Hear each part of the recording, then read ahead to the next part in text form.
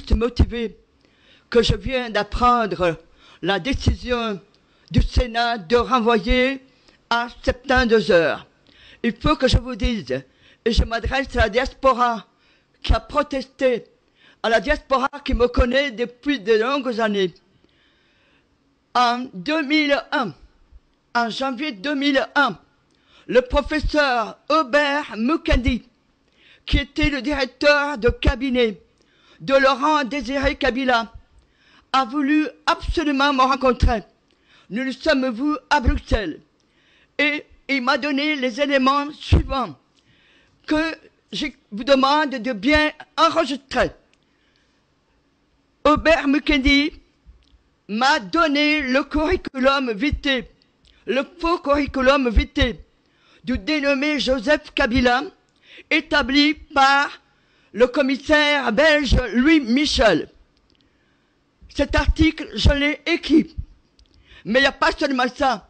Dans cet article, non seulement je parle de ce qui est de l'assassinat de Laurent Désiré Kabila, de la manière dont ça s'est passé, mais aussi du faux curriculum vitae dans lequel on voulait imposer au peuple congolais un Rwandais. Cet article a été publié le 3 février 2001, 15 jours après que Joseph Kabila ait été installé par la communauté internationale. Alors je vais vous dire, cet article a été publié dans un journal de l'opposition congolaise à Paris. La lettre ouverte de Dr Tutu Tumba de Mokose. S'il vous plaît, cet article est important. Même le président Fachi n'est pas au courant. Et j'insiste auprès du sénateur Topin Kabongo, dont nous sommes des anciens combattants, de prendre note de ce que j'indique. Joseph Kabila a été imposé par la communauté internationale de balkaniser le Congo à des étapes successives. Cet article, je ne savais pas que j'allais soulever des tollés, mais surtout des souffrances que personne n'imagine. J'ai eu une année 2001 terrifiante. Je ne savais pas que j'avais soulevé un tollé. J'étais la seule qui pouvait porter cette voix au nom de l'opposition congolaise.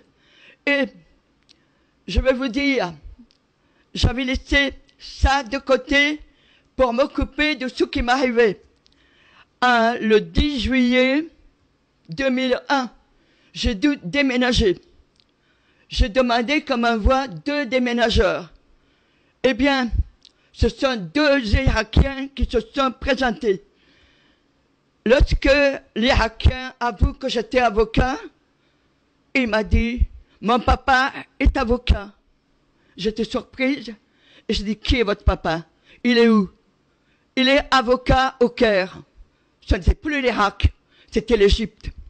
À ce moment-là, la gendarmerie, la police de Paris était en train de prendre la plaque d'immatriculation de l'estafette immatriculée à Hambourg. Donc, je suis descendu et j'ai dit au policier, nous sommes en train de déménager. Ah oui, oui, oui, oui, et il est parti. J'étais quand même surprise parce qu'il avait un calepin et il notait tout. Donc, ce garçon, du fait que j'étais une avocate et qu'il était fils d'avocat, il m'a parlé de sa famille, de ses 2 sœurs qui sont professeurs à l'université du Caire. Et, me donnant son nom, c'était Mohamed Atta. Mohamed Atta. L'autre Irakien, le nom je le dis, je préfère ne pas le dire encore. Donc, à 17 h, il y a quelqu'un qui est venu remplacer le 2e Irakien, et c'est Marwan Al-Seli. Et vous savez, ce sont les 2 prétendus auteurs des détournements d'avions à New York. Je n'ai jamais défendu un dossier des islamistes. On voulait me faire passer pour quelqu'un proche des islamistes. Je n'ai pas été un avocat des islamistes.